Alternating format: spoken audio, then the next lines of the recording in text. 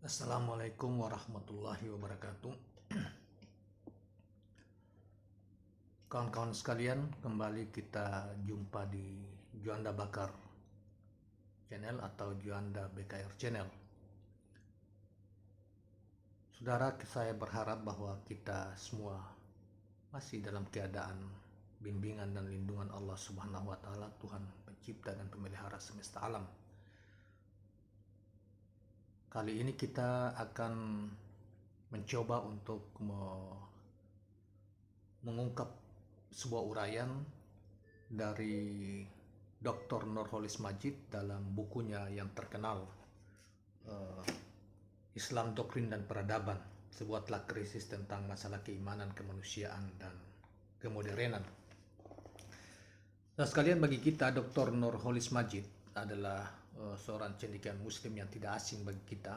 Beliau sangat populer sejak tahun 80-an sampai 90-an, dan kini beliau telah wafat beberapa tahun yang lalu, mungkin sudah sekitar 10 tahun yang lalu beliau telah wafat. Beliau seorang guru besar di Universitas Islam UIN, waktu itu masih IAIN Ciputat. Beliau juga memperoleh PhD, doktornya dari Chicago University Amerika Serikat, dan salah satu seorang gurunya pernah kita sebutkan namanya di video yang lain terdahulu, adalah Profesor Dr. Fadzlur Rahman yang terkenal itu dari Pakistan, yang kemudian juga menjadi guru besar di Universitas Chicago. So sekalian, kali ini kita akan mengungkapkan uraian beliau dalam video ini dengan tema tentang makna perorangan dari keyakinan agama Islam. Kita langsung saja membacakan uraian beliau. Inti agama yang benar adalah sikap pasrah kepada Allah Subhanahu wa taala, Tuhan yang Maha Esa, pencipta seluruh langit dan bumi. Tanpa sikap itu, suatu keyakinan keagamaan tidak memiliki kesejatian. Maka agama yang benar di sisi Tuhan yang Maha Esa ialah sikap pasrah yang tulus kepadanya.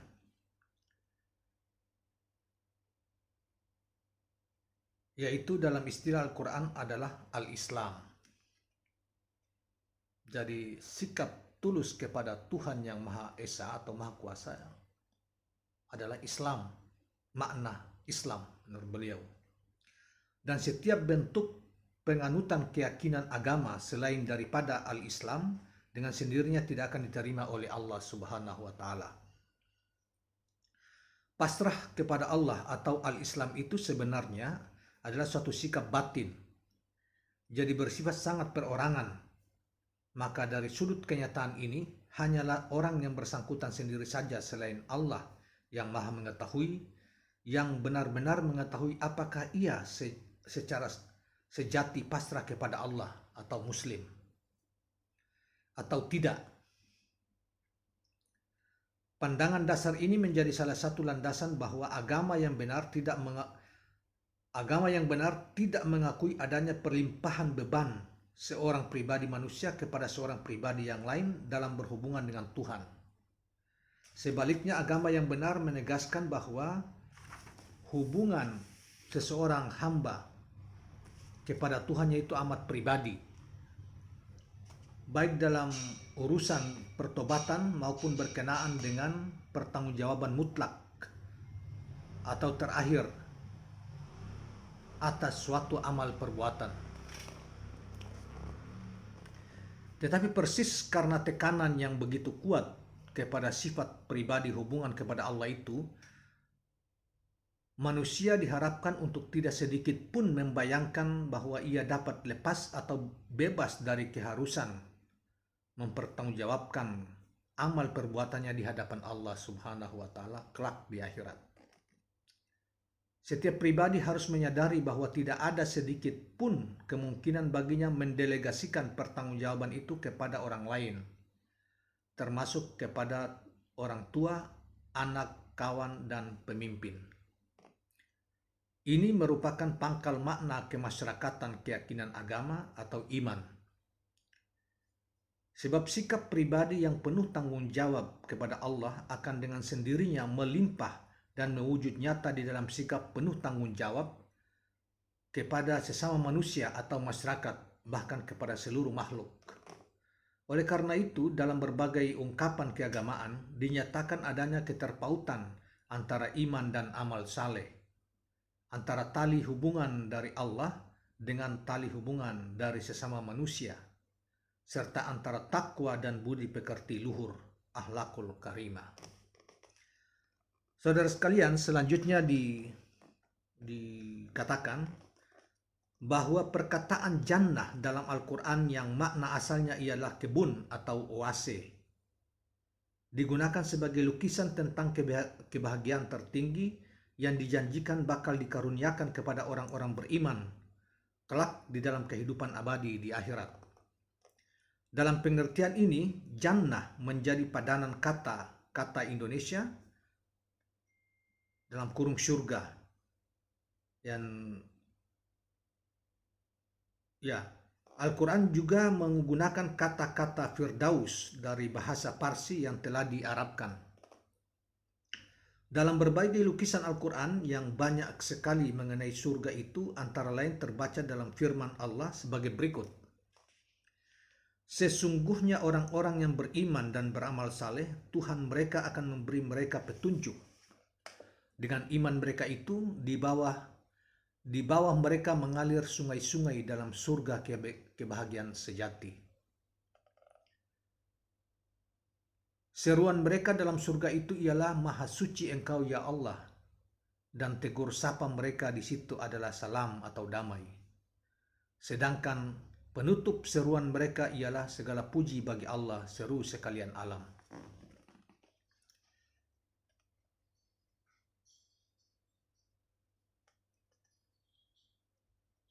Kemudian beliau mengutip seorang ahli tafsir, boleh dikata demikian, yang bernama Abdullah Yusuf Ali, memberi komentar demikian.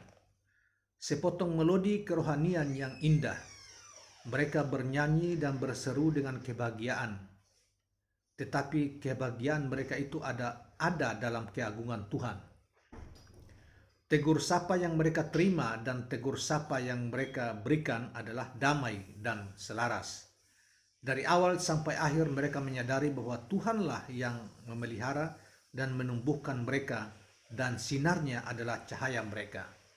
Ini tafsir The Holy Quran yang ditulis oleh Abdullah Yusuf Ali yang menafsirkan ayat tentang keadaan orang-orang beriman sebelum yang kita sudah bacakan sebelumnya.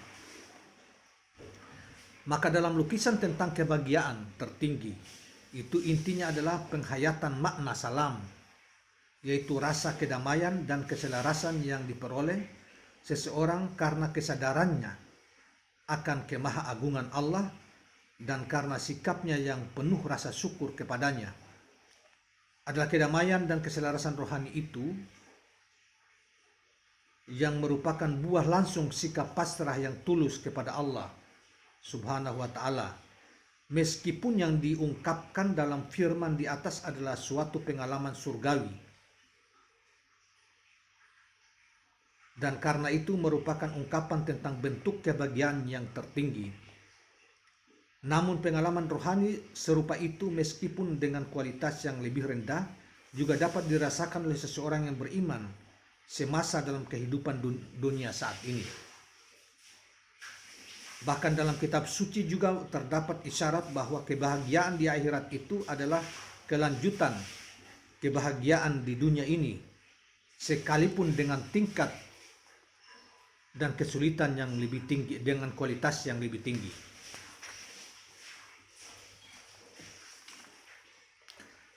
Oleh karena itu, salam adalah makna perorangan, sikap keagamaan yang tulus.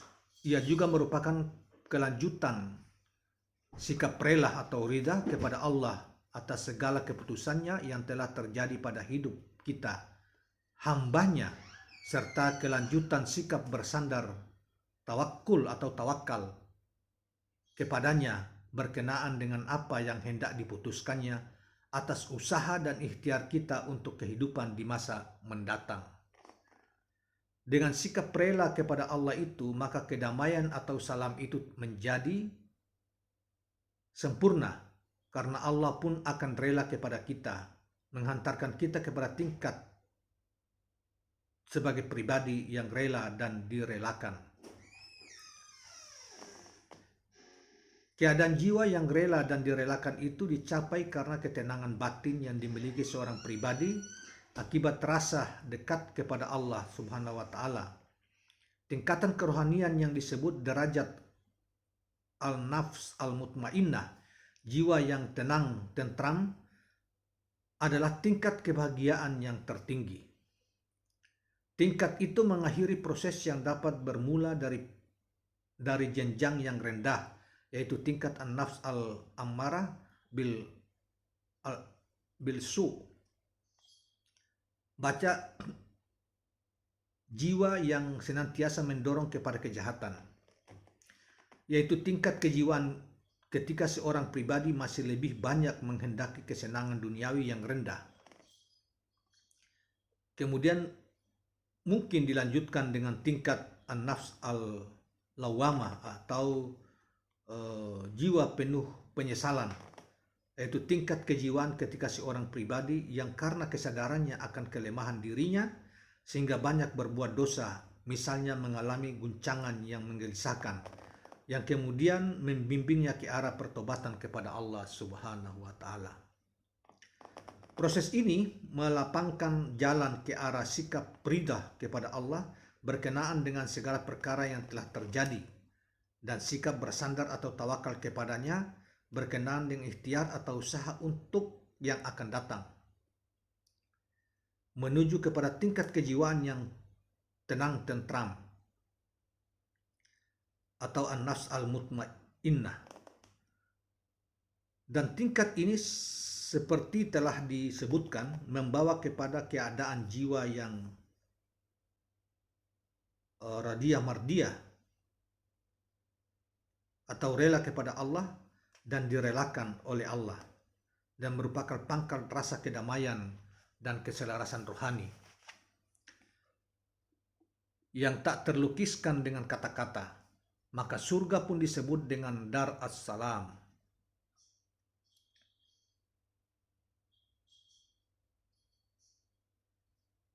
atau negeri kedamaian dan keselarasan. Dan karunia kebahagiaan yang paling agung di surga itu untuk seorang yang beriman dan beramal saleh ialah tidak lain daripada keridhaan Allah kepadanya. Oleh karena itu, dilukiskan dalam sebuah sabda Nabi bahwa surga itu sedemikian rupa sehingga merupakan sesuatu yang tak pernah dilihat oleh mata, tak pernah terdengar oleh telinga, dan tak pernah terbetik di dalam hati manusia. Telah dikemukakan bahwa rasa damai dan selaras dalam hati seorang pribadi itu diperoleh karena sikap batin yang rela dan tawakal kepada Allah. Dan seseorang yang rela serta bertawakal kepada Allah itu tentunya ialah orang yang selalu ingat atau zikir kepadanya. Justru ingat kepada Allah secara konsisten dan tanpa terputus merupakan segi keimanan yang amat penting, serta menjadi sumber kebijakan yang tertinggi.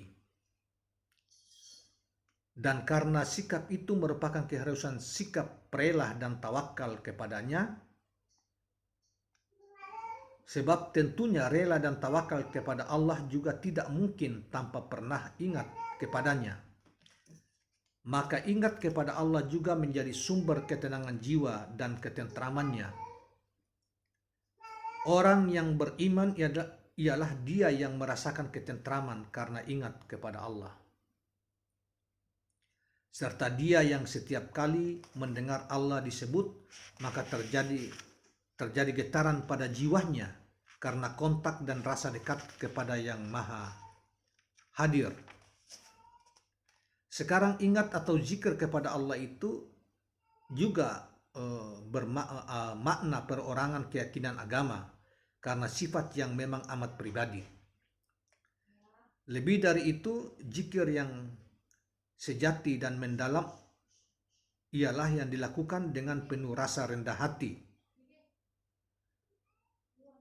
Sedemikian rupa sehingga menjadi semacam rahasia pribadi dan tidak dengan tingkah laku lahiriah seperti suara keras atau sikap berlebihan. Ketulusan dalam pasrah kepada Allah menghendaki sikap batin pribadi serupa itu. Tidak bisa lain. Karena itu ikhlas dipertentangkan dengan pamrih yang dalam kata-kata Arabnya disebut dengan riya, yang secara etimologis berarti sikap ingin dilihat sesama orang atau dipuji oleh manusia. Keseluruhan kesadaran mendalam itu disimpulkan di dalam pengertian tentang takwa, yaitu kesadaran pribadi yang selalu memperhatikan dan memperhitungkan pengawasan Tuhan yang maha hadir dan maha dekat berkenaan dengan tingkah laku dan perbuatan sehari-hari. Saya ulangi, keseluruhan kesadaran mendalam itu disimpulkan dalam pengertian tentang takwa, yaitu kesadaran pribadi yang selalu memperhatikan dan memperhitungkan pengawasan Tuhan yang maha hadir dan maha dekat berkenaan dengan tingkah laku dan perbuatan sehari-hari. Karena kesadaran itu melalui kebersihan hatinya yang laksana sinar terang atau nurani dari kata-kata nur atau cahaya. Karena takwa dari kata-kata nur atau cahaya karena takwa, seseorang memperoleh bimbingan ilahi ke arah jalan yang diridainya dalam menempuh hidup ini. Maka dari itu disebutkan di dalam kitab suci bahwa takwa kepada Allah dan keridaannya itu merupakan asas bangunan hidup yang benar. Tentu yang dimaksud kitab suci di sini adalah Al-Qur'anul Karim. Saudara sekalian, demikianlah uraian singkat dari Profesor Dr. Nurholis Majid di dalam kitabnya ini yang tadi kita sudah sebutkan, dan subtemanya tentang ini juga kita sudah sebutkan, terutama makna beberapa kata kunci yaitu Islam, iman, dan takwa tadi yang sudah diuraikan. Saudara sekalian, sebelum kita akhiri saya ingatkan jangan lupa tekan tombol subscribe, like, dan komen channel ini, dan mudah-mudahan bermanfaat bagi kita semua penjelasan dan menambah wawasan kita penjelasan dari Dr. Nurholis Majid tadi. Assalamualaikum warahmatullahi wabarakatuh.